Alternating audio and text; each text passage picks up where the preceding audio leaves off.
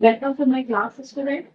मेरी आज नई स्किल और बहुत ही इम्पोर्टेंट स्किल उद्दीपन परिवर्तन कौशल, स्टिमुलस रेवोल्यूशन स्किल।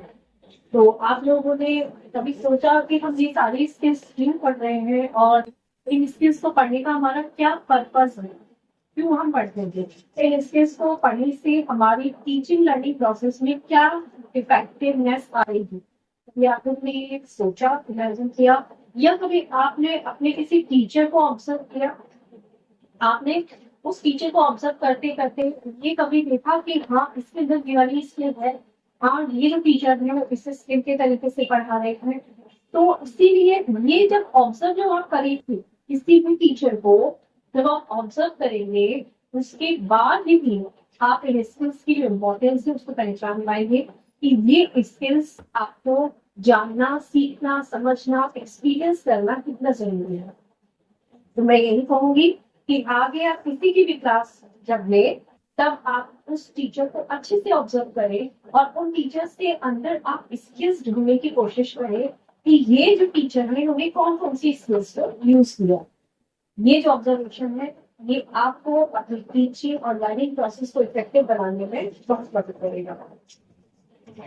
उसके बाद मैं आपसे सबसे पहले ये कहना चाहूंगी भाई कि मैं आप लोगों के साथ ये कंटेंट बनाती हूँ, शेयर वीडियो बना रही हूँ। प्लीज आप लोग इसको मुझे मोटिवेट करिए बनाने के लिए कि हाँ आपको ये कुछ भी समझ में आ रहा है तो लाइक करिए। आप लाइक भी नहीं करते हो, शेयर करिए, सब्सक्राइब करिए अगर आपको ये चीजें यूजफुल लग रही है तो। और आगे नेक्स्ट क्लासेस में, क्योंकि आज ही शायद मेरी लास्ट स्किल होगी, नेक्स्ट क्लासेस में आप क्या चाहते हैं, आप क्या पढ़ना चाहते हैं, और ये आप मुझे कमेंट करके बताइएगा तो मैं उस पर अपना वीडियो बनाऊंगी।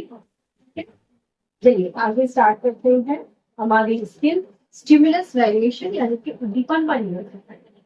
यहाँ पर सबसे पहला जो आपके दिमाग में क्वेश्चन आना चाहिए कि आपके लिए उद्दीपन क्या है। वेरिएशन का मतलब तो हो गया चेंजेस, बदलाव, बट ये उद्दीपन क्या है? उद्दीपन है कि जो एक टीचर जो भी काम कर रहा है क्लासरूम में, एक टीचर जो भी काम कर रहा है वो बच्चों के लिए स्टिमुलस है, जिससे कि बच्चों का रेस्पॉन्स आपको मिलेगा।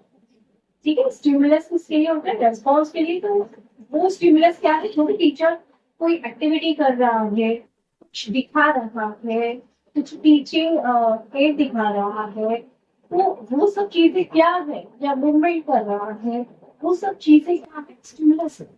ताकि आपका जो बच्चे हैं, आपके जो स्टूडेंट हैं, उनसे आपको रेस्पॉन्स मिल सके, वो बच्चे उस स्टिमुलस के प्रति रेस्पॉन्स दिखा सके। और इससे क्या होगा? अगर बच्चे क्लास में रेस्पॉन्स दिखाएंगे, इट मीन्स कि जो बच्चे हैं वो क्लास में इंटरेक्शन कर रहे हैं, इट मीन्स कि ये जो बच्चे हैं वो क्लास में मौजूद है, उनका जो दिमाग है वो क्लास में ही है। तो उस बच्चे आप जानते हो कि बच्चों का दिमाग कितनी जल्दी भटकता है। बच्चे क्या, अगर आप बिना स्टिमुलस के या आप बिना किसी एक्टिविटी के किसी बड़े की भी क्लास में आप रहोगे, किसी समझदार व्यक्ति की क्लास में भी आप रहोगे, तो वहां पर भी उनका दिमाग डाइवर्ट हो सकता है या उन्हें वो क्लास बोरिंग लग सकती है। और जब वो क्लास बोरिंग होगी तब वहां पर इंटरेस्ट क्रिएट नहीं होगा और आपकी जो टीचिंग लर्निंग प्रोसेस है वो इफेक्टिव नहीं बनेगी। तो यहाँ तो मेरे ख्याल से समझ में आ गया होगा कि जो उद्दीपन परिवर्तन कौशल है या स्टिमुलस वेरिएशन जो स्किल है वो क्यों इतना जरूरी है, क्यों इतना इफेक्टिव। अगर मान लीजिए एक एग्जाम्पल के थ्रू मैं आपको बताती हूँ कि एक टीचर है और वो टीचर क्लासरूम में आता है, लोग उसके फेस पे कोई एक्सप्रेशंस नहीं है, कोई स्माइल नहीं है, कोई एक्टिविटी नहीं है, कोई भी प्रश्न नहीं है, तो क्या होगा कि बच्चे जब वो क्लासरूम में एंट्री करेगा ऐसे ही निरसा, और बच्चे भी उसको देख के बस ऐसे ही गुड मॉर्निंग टीचर टीचर कहेगी सिट डाउन, बस बैठ ठीक है। उसके बाद उससे बच्चों से कुछ इंटरेक्शन नहीं किया, कुछ भी कोशिश नहीं की कि बच्चे क्या चाह रहे हैं क्या नहीं चाह रहे, बच्चे किस मूड में है। उसने बस अपना जो कंटेंट है उससे अपना जो टॉपिक है उसको पढ़ना शुरू कर। बच्चों को भी कोई रेस्पॉन्स नहीं मिला, बच्चों का भी कोई रेस्पॉन्स नहीं उससे टीचर को मिलेगा, क्योंकि उसको बच्चों से कोई मतलब नहीं है, उसे बस अपना सिलेबस खत्म करना, उसे बस अपना जो टॉपिक है वो सोच के आया क्लासरूम में, उसे बस वो खत्म करना। एक ये क्लास हुई और एक ये क्लास हुई कि वहां पर टीचर स्माइलिंग फेस लेके आपके क्लासरूम में एंटर कर रहे हैं।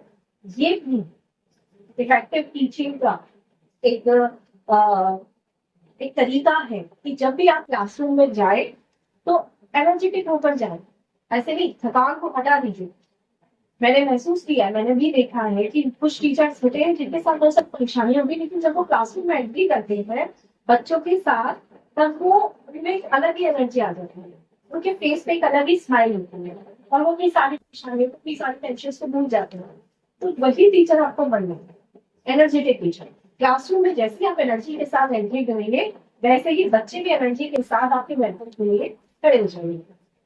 तो ये भी स्टिमुलस, ये क्या है, आपकी जो स्माइलिंग फेस है, आप जो स्माइल बच्चों को देंगे तो बच्चे भी आपको देख के खुश होंगे और बच्चे भी एनर्जी में आएंगे। अगर आप एनर्जी में आएंगे बच्चे भी एनर्जी में आएंगे, ये ध्यान रखिएगा। तो ऐसी जो क्लास है वहीं पर टीचिंग और लर्निंग जो है वो इफेक्टिव होगी, जहां पर जो टीचर्स है वो अलग अलग तरीके से स्टिमुलस करता है, अलग अलग तरीके से उसके एक्टिविटीज। अब ये कंपोनेंट कौन कौन से है, इसके घटक कौन कौन से है, किस तरीके से एक टीचर क्लास में अलग अलग दीपा कर सकते हैं, अलग अलग कार्य कर सकता है, अलग अलग एक्टिविटीज कर सकता है। ठीक है, तो वो तरीके हैं ये मूवमेंट। सबसे पहला तरीका है संचलन यानी कि मूवमेंट। बच्चे पढ़ रहे हैं तो आप बच्चों को कोई भी टॉपिक पढ़ाओ, ठीक है, और पढ़ाने के बाद आप बस एक ही जगह पर खड़े हो। बच्चों को पता है कि ये टीचर तो यहाँ से हिलना है, बहुत सारे टीचर्स तो आए और चेयर पे बैठ के उन्होंने एक बच्चे को खड़ा कर दिया, हाँ भाई आप पढ़ लो, रीडिंग लगा लो किताब की, हो गया। बट ये इस तरीके से बच्चे क्या करेंगे, टीचर बैठे हुए हैं या खुद टीचर रीडिंग लगा रहे हैं या किसी बच्चे से लगवा रहे हैं, बट बच्चे उसमें इंटरेस्ट नहीं है, बच्चे अपना पीछे बातें करते रहेंगे या कुछ और काम करते रहेंगे। ये चीज आपकी होगी। तो उस चीज को हटाने के लिए है, सबसे पहला कंपोनेंट है संचलन यानी कि मूवमेंट। कि टीचर को ढूंढना है क्लास में, जब वो एक्सप्लेन कर रहा है, किसी चीज को समझा रहा है, किसी चीज को बता रहा है, तो बताते बताते समझाते समझाते उसको उस चीज को एक्सप्लेन करते करते चलना भी है, पीछे वाली बैच तक भी जाना है। उसे देखना है कि बच्चे कितने इन्वॉल्व हैं, वो जो टॉपिक पढ़ा रहे हैं उसमें बच्चे कितना इंटरेस्ट ले रहे हैं, कितने बच्चों की किताबें खुली हुई है और कितने बच्चों की जो कॉपीज है वो खुली हुई है, कितने बच्चों के हाथ में पेन है, कितने बच्चे ध्यान से सुन रहे हैं। ठीक है, ये भी टीचर को देखना है। बट ये जो मूवमेंट होते हैं, ये मूवमेंट भी एक लिमिट में होता है। ऐसे नहीं कि आपको बस जल्दी जल्दी जल्दी जल्दी जाके दौड़ लगानी है, सबसे पहले पीछे वाले बच्चे नहीं, आपको वहां पर हंसी का पात्र नहीं बन रहा, आपको वहां पर अपनी मैच्योरिटी को दिखाना है, टीचर का सिंसियरनेस को दिखाना है। कैसे एक टीचर सिंसियर हो सकता है, तो उसके लिए आप क्या करेंगे, मूवमेंट करेंगे आगे पीछे।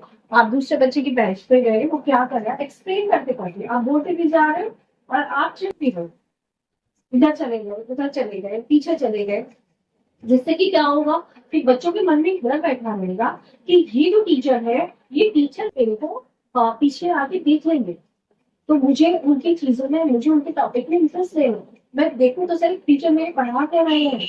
ठीक है, और जब टीचर भी मैंने पहले कहा था कि जब टीचर एनर्जेटिक नहीं रहेंगे तो बच्चे भी अपनी एनर्जी नहीं दिखाएंगे। नेक्स्ट है हमारा गेस्चर, बहुत इंपॉर्टेंट। आपने एक कोई भी कविता सुनाई है, स्टोरी सुनाई, ठीक है, तब आपने क्या किया, बिल्कुल नीरस होकर उस कविता को सुना दिया, बिल्कुल नीरस होकर उस स्टोरी को सुना दिया, एक फीलिंग सी लगा दी बस। बजाय इसके आप क्या कर रहे हो कि जैसे आपके एक्सप्रेशंस कैसे आ रहे हैं, आपकी वहां पे हाथ पैर भी चलने चाहिए, हाथ चलने चाहिए और वहां पर आपके पैर भी चलने चाहिए, आपको मूवमेंट भी करना है, आपको जो भी चीजें हैं हाथ भी चलाने हैं, वहां पर अपनी आंखें भी चलानी है, आपका जो एक्सप्रेशन है, जो आपके फेशियल एक्सप्रेशन है, वो भी होने चाहिए। कि आप मान लीजिए कोई वीरता की कहानी सुना रहे हो, वैसे ही आपके एक्सप्रेशन होने चाहिए। आप कोई दुखी कविता सुना रहे हो तो आपको उसी तरीके के एक्सप्रेशन होने चाहिए। वहां पर आप साइंटिफिक क्लू दे रहे हो तो आपके जो एक्सप्रेशन होंगे वही होंगे, जागरूकता वाले, ठीक है, मतलब एक क्यूरियोसिटी वाले। ठीक, आगे क्या होता है, ये बच्चों के अंदर भी एक वही चीज आएगी, जब आप क्यूरियोसिटी दिखाओगे किसी चीज के लिए तो बच्चों के अंदर भी क्यूरियोसिटी आएगी। आप यदि साइंस पढ़ा रहे हो तो साइंस पढ़ाते समय आपके फेस पे क्यूरियोसिटी रहनी चाहिए हमेशा, एक अवेयरनेस रहनी चाहिए। आप जब मैथ्स पढ़ाते हो तो मैथ्स पढ़ाते समय आपके बहुत ही ज्यादा एक्टिविटीज रहनी चाहिए आपका, अभी इसके बाद क्या हुआ, इसके बाद क्या हुआ, इस तरीके से बच्चों को उसमें इन्वॉल्वमेंट रहना चाहिए। तो यहाँ पर जो आपके एक्सप्रेशंस हैं वो बहुत इंपॉर्टेंट रोल अदा करते हैं। जैसे मैं एक लाइन बताऊं, लक्ष्मी रानी लक्ष्मीबाई का था कि बुंदेले व बोलो के हमने सुनी कहानी थी। तो एक मैंने बोल दिया, बुंदेले और बोलो के हमने सुनी कहानी थी, खूब लड़ी मंडाली हो गई झांसी वाली रानी, बस। ठीक है, यहाँ पर मैंने और भी एक्सप्रेशन लिए। एक मैंने दिया, बुंदेले बोलो बुंदेले और बोलो के हमने सुनी कहानी थी, खूब लड़ी मर्दानी हो तो झांसी वाली रानी। तो ये मेरे जो हाथों का भी यहाँ पर मूवमेंट हुआ, हाथ भी मेरे चले और मेरे एक्सप्रेशंस भी आए, दीर्घता वाले एक्सप्रेशंस आए। तो ये चीजें उस चीज को, उस कंटेंट को या जो भी टॉपिक आप पढ़ाने जा रहे हो उसको इंटरेस्टिंग बना। और जब आप कोई भी टॉपिक इंटरेस्टिंग बनाओगे तो वहां पर आपकी जो टीचिंग और लर्निंग है वो आपकी इफेक्टिव है। ध्यान रखिएगा, स्टिमुलस परिवर्तन, ये जो स्टिमुलस वेरिएशन है ना, ये पूरा इन्हीं चीजों पर है कि यहाँ पर फोकस किस चीज पर है कि एक टीचर क्लासरूम में किस तरीके से, एक टीचर क्लासरूम में किस तरीके से अपने आप को, अपने टॉपिक को प्रेजेंट कर सकता है इफेक्टिवली। ध्यान रखिए, कितने इफेक्टिवली आप अपने टॉपिक को प्रेजेंट कर रहे हो बच्चों के सामने, बस ये सारी चीजें टीचर पर डिपेंड करती है। आप अपनी टीचिंग को किस तरीके से इफेक्टिव बना रहे हो, कितना इफेक्टिव बना रहे हो, कितना बच्चों के साथ इंटरेक्शन कर रहे हो, ये सारी चीजें किसके ऊपर डिपेंड करती है, टीचर के। टीचर यदि चाहे तो बच्चे बाहर भी जा सकते हैं, और टीचर यदि चाहे, टीचर की ताकत होती है, पावर होता है कि वो चाहे तो क्लासरूम में से कोई भी बच्चा बाहर नहीं देखेगा बिना किसी प्रेशर, क्या ध्यान रखें, बिना किसी डांट के, बिना किसी प्रेशर, प्यास, खुद उसमें बच्चा अपने आप ही वहां पर डिसिप्लिन में रहेगा। क्यों? क्योंकि उसको इंटरेस्ट आता है, इसको इंटरेस्ट क्रिएट हो रहा है आप जो भी टॉपिक का फॉलो। ठीक है, तो नेक्स्ट हमारा जो है कंपोनेंट वो है वाणी स्वरूप परिवर्तन, यानी कि चेंजेस इन स्पीच पैटर्न। अभी मैंने एक लाइन सुनाई थी रात में, बुद्धे ने हर बोलो के हमने सुनी कहानी थी, खूब लड़ी मर्दानी होते झांसी वाली रानी। तो यहाँ पर मैंने कहीं पर भी उतार चढ़ाव नहीं किया, आरोही और अवरोही क्रम में, असेंडिंग और डिसेंडिंग क्रम में मेरी जो आवाज है वो नहीं है, एक सी आवाज चलती आ रही। आप लोग उसमें भी तो देखते होंगे कि जब भी आप ये आपका यूज करते हो, जब फोन वगैरह भी यूज करते हो या रिकॉर्डर, वॉइस रिकॉर्डर यूज करते हो, तो कैसे वॉइस रिकॉर्ड होती है ना आपकी, इस तरीके से, इस तरीके से, इस तरीके से पैटर्न बनते चले जाते हैं। तो वो पैटर्न आपको बताते हैं कि आपकी जो वर्ड्स है, आपकी जो आवाज है, आप जो स्पीच दे रहे हो उसमें कितना उतार चढ़ाव है। तो इसी तरीके से टीचर को भी अपनी आवाज में उतार चढ़ाव लाना बहुत जरूरी है, अपनी आवाज को आरोही अवरोही क्रम में लाना बहुत जरूरी है, जिससे कि क्या होगा कि आप कंटेंट पढ़ा रहे हो ना उसमें इफेक्टिवनेस आए। एक आप इस तरीके से बोलो जैसे मैंने अभी बोला था, बुंदेले बोलो के मुंह हमने सुनी कहानी थी, खूब लड़ी मर्दानी हो तो झांसी वाली रानी थी। तो यहाँ पर मेरे एक्सप्रेशंस भी आए, ये मेरा हाव भाव वाला कंपोनेंट यहाँ पर मैंने लिया, बट यहाँ पर मेरे स्पीच पैटर्न में भी चेंज आया, जहां पर मुझे जिस चीज पर ज्यादा प्रेशर से बोलना था उस चीज पर मैंने जोर दिया बोलने, जहां पर मुझे थोड़ा सा डाउन जाना था वहां पर मैं डाउन गई, जहां पर मुझे अपवर्ड जाना था वहां पर मैं अप गई अपनी आवाज की वजह। तो आवाज का एक बहुत ही इंपॉर्टेंट रोल होता है आपकी, जो भी आप एक्सप्लेन कर रहे हैं ध्यान रखिए कहाँ पर आपको कितने प्रेशर देना है किस शब्दों को किस तरीके से बोलना है, ये पता होना चाहिए। ठीक है। नेक्स्ट है आपका फोकसिंग। फोकसिंग में क्या है कि कभी कभी क्या होता है कि हम लोग किसी पर्टिकुलर चीज को फोकस करना चाहते हैं। टीचर क्या कहता है कि मेरी तरफ देखिए, ये चीज है और आप किसी इंपॉर्टेंट किसी एक टॉपिक पर फोकस करना चाहिए। ठीक है। मान लीजिए जैसे मैं रानी लक्ष्मीबाई की कहानी सुना रही हूँ, तो मैं अगर इस चीज पर फोकस करना चाह रही हूँ कि ये जो युद्ध था, ये कब हुआ था, रानी लक्ष्मीबाई ने युद्ध कब लड़ा था। ठीक है।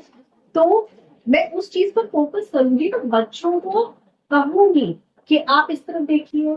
या मान लीजिए कि मैं कोई एड लेके आ रही हूँ, टीचिंग लर्निंग मटेरियल लेके आ रही हूँ, तब मैं कहूंगी आप देखिए, यहाँ देखिए। वहां पर मैं अपना ब्लैक बोर्ड भी यूज कर रही हूँ। ठीक है। ब्लैक बोर्ड अपना यूज कर रही हूँ और ब्लैक बोर्ड पर मैंने कोई डायग्राम बना दिया, या मैंने लिख दिया कि 1857। अब मैं आपसे कहूंगी कि आप इस पर फोकस यहाँ देखिए, ये मैंने क्या देखा है। तो इसके द्वारा मैं क्या कर पाऊंगी, बच्चों का फोकस यहाँ लेके आऊँ। अगर मुझे याद करवाना है बच्चों को कि ये जो लड़ाई हुई थी, रानी लक्ष्मीबाई जब लड़ी थी, तो वो किस ईयर में लड़ी थी, कहाँ लड़ी थी, ये सारी चीजें मैं यहाँ पर उस फोकस करवाऊंगी बच्चों को। तो फोकस करवाने के लिए मैं कह सकती हूँ, मेरी तरफ देखिए, यहाँ देखिए, ब्लैक बोर्ड पर देखिए, ध्यान से सुनिए। जब हम लोग कभी भी आपस में कहते हैं मेरी बात ध्यान से सुनो, जब हम क्या होते हैं अलर्ट हो जाते हैं उस चीज को सुनने के लिए कि हाँ भाई क्या बताने जा रहे हैं।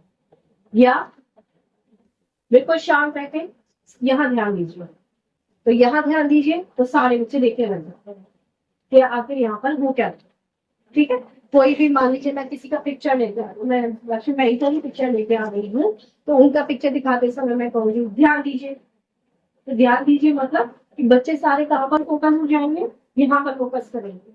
जहां पर भी मेरा ये जो फोकस है ना, वो उसमें मेरी फिजिकल एक्टिविटी भी चलेगी और मेरी वर्बल एक्टिविटी भी चलेगी।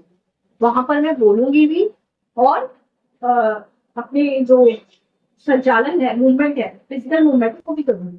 मैं यहाँ पर उंगली से पॉइंट आउट करूंगी या स्केल से पॉइंट आउट करूंगी कि यहाँ पर आप फोकस करो, देखिएगा ये क्या है, इस तरीके से। तो ये हो गया हमारा फोकस। ये किसके कंपोनेंट है, उद्दीपन परिवर्तन के। ठीक है। ये सारे जो कंपोनेंट्स है ये इफेक्टिव बना देते हैं टीचिंग लर्निंग। नेक्स्ट है आपका मौखिक दृश्य बदलाव, यानी कि ओरल विजुअल स्विचिंग।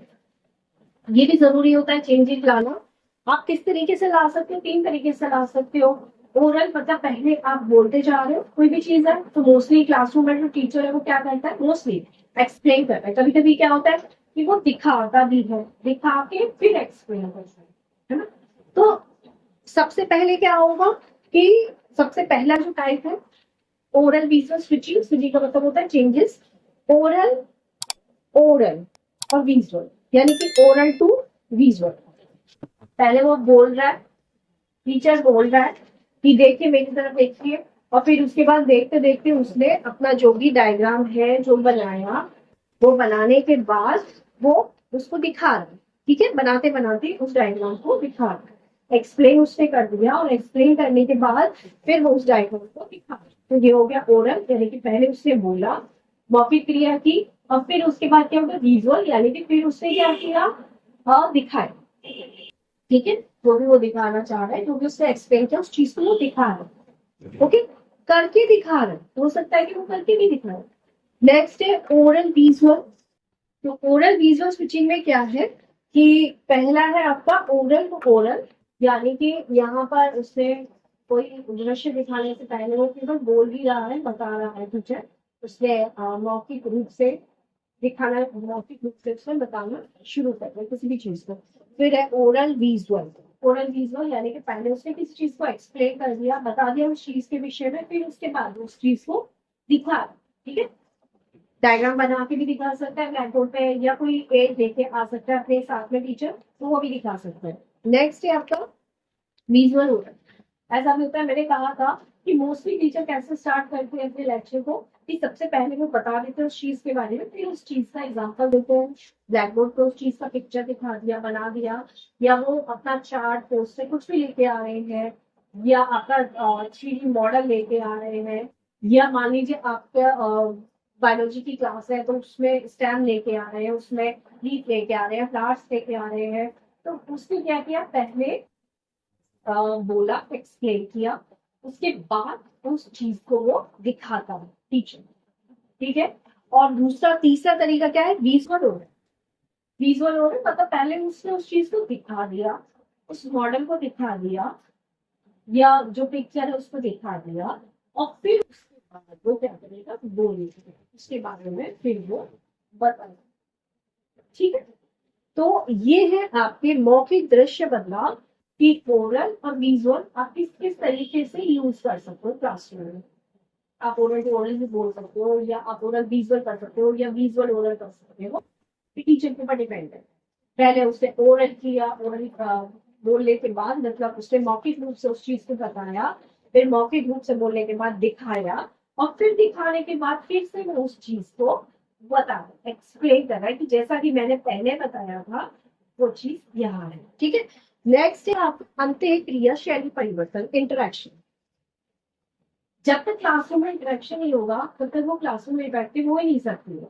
अब आपका जो इंटरेक्शन का था, आपने बहुत सारे अभी स्किल्स पढ़ के आए हो, जैसे आपका क्वेश्चनिंग था, या आपका पुनर्कलन था, ये सब चीजें क्या है, ब्लैक बोर्ड स्किल थी, ये सब चीजें क्या है, ये सारी चीजें हैं आपके इंटरेक्शन बढ़ाने के लिए, बच्चों में और टीचर में इंटरेक्शन के लिए है। ये सब चीजें आप एक्सप्लेन कर रहे हो, आप टीचिंग एड लेके आ रहे हो, ये सारी चीजें क्या देती है, टीचिंग लर्निंग को इफेक्टिव बनाती है, टीचर्स और टीचर और स्टूडेंट्स के बीच में इंटरेक्शन बढ़ाती है। तो ये भी जो इंटरेक्शन है स्टाइल कैसे है कि टीचर या तो पूरी क्लास से इंटरेक्शन कर रहा है एक साथ, जैसे लेक्चर दे रहा है, यहाँ पर खड़ा हो गया डाइस में, और फिर पूरे क्लास को लेक्चर दे रहा है, बता रहा है, इंटरेक्शन कर रहा है किसी से भी। फिर उसके बाद है टीचर टू स्टूडेंट, यानी कि यहाँ पर इंटरेक्शन कैसे हो सकता है, टीचर किसी पर्टिकुलर स्टूडेंट से इंटरेक्शन कर रहा है कि हाँ भाई बताइए मैंने जो भी आपको समझाया वो क्या है। ठीक है। या teacher to peer, peer group मतलब कि एक ग्रुप बने होते हैं क्लास में। ठीक है, कि ये फ्रेंड सर्किल है, ये फ्रेंड सर्किल, तो टीचर को सिर्फ पता है। तो टीचर पीयर ग्रुप से मतलब जो क्लासरूम है, अपनी क्लास में जितने बच्चे हैं, 30-40 बच्चे ना होकर 10 बच्चों से उसने एक ग्रुप बना लिया, उन 10 बच्चों से इंटरेक्शन किया था उसमें कि हाँ भाई बताइए मैंने आपको क्या समझाया। या मान लीजिए आप इस तरीके से भी करवा सकते हैं कि कुछ बच्चों को आप मान लीजिए कोई डेमोन्स्ट्रेशन करके बता रहे हो, बच्चों को कुछ दिखा रहे हो करके, तो कुछ बच्चों को आपने यहाँ पर बुला लिया कि आप मेरी हेल्प करिए, आप आइए यहाँ पर साथ में मेरे आएंगे। ठीक है।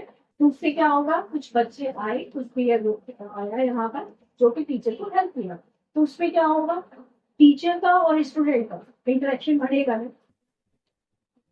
किसी किसी टीचर को किसी किसी बच्चे को टीचर खड़ा कर देते हैं कि भाई आप ऐसा करिए, इस चीज को पढ़ लीजिए, मैं एक्सप्लेन करता हूँ, आप पढ़ती जाओ मैं एक्सप्लेन करता हूँ, ये भी एक इंटरेक्शन है।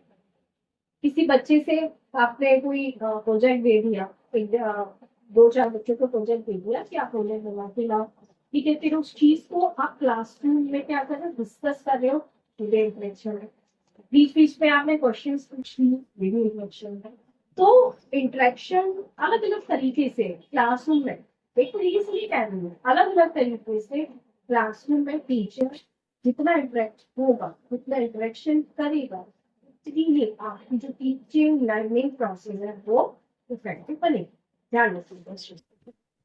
ठीक है। नेक्स्ट है और लास्ट हमारा जो कंपोनेंट है वो है विराम, यानी कि पॉज। कोई भी चीज जब आप समझा रहे हो तब आपको उसके बाद थोड़ी देर के लिए पॉज जरूर करना, रुकना है कोई भी, ताकि बच्चों को भी अपने दिमाग को सेट करने में टाइम मिल जाए कि हाँ टीचर ने इतना बताया, इसमें नहीं चाहिए रुकते जाए, है ना। बच्चों के साथ भी इंटरेक्शन मतलब बच्चे भी रुकोगे तब बच्चों के मन में जो सवाल होंगे, बच्चों के अंदर क्यूरियोसिटी होगी, बच्चे आपको बता पाएंगे। ठीक है। या बच्चे उस चीज को समझ भी पाएंगे। जरूरी है विराम यानी कि पॉजिंग, आपके जो पूरा प्रोसेस चल रहा है उसमें ये वाला कंपोनेंट भी इम्पोर्टेंट है, ताकि बच्चे आपकी कुछ पूछ पाए, अपनी क्यूरियोसिटी को बता पाए। और आप भी उनको थोड़ा समय दीजिए कि जो भी कंटेंट आपने पढ़ा लिया, जैसे मान लीजिए पैराग्राफ आपने पढ़ा लिया, ठीक है, उसके बाद थोड़ा सा बच्चों को उस चीज को अपने दिमाग में फिट करने के लिए टाइम, उस चीज को हो सकता है बच्चे नोट करना चाह रहे हैं और उस चीज का डायग्राम बच्चे बनाना चाह रहे हैं, इस चीज के लिए बच्चे को थोड़ा सा टाइम। तो ये हमारे कुछ कंपोनेंट्स थे। आपको यदि अच्छे लगे हो लाइक करिएगा और शेयर भी करिएगा, सब्सक्राइब करिएगा। आगे आप किस उसमें जाना चाह रहे हो, किस टॉपिक को पढ़ना चाह रहे हो, मुझे बताइएगा। ठीक है, देखते रहिएगा, बने रहिएगा। थैंक्स।